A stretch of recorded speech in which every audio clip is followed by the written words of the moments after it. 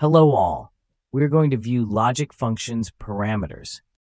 Up to 4 logic channels can be used. Logic operation gate can be selected as below. It is possible to define data type and value of logic output. Cyclic sending time of output can be activated. It is possible to select to send logic result on output change or on input change. Up to 4 logic inputs can be enabled. When input is enabled, it can be used as inverted.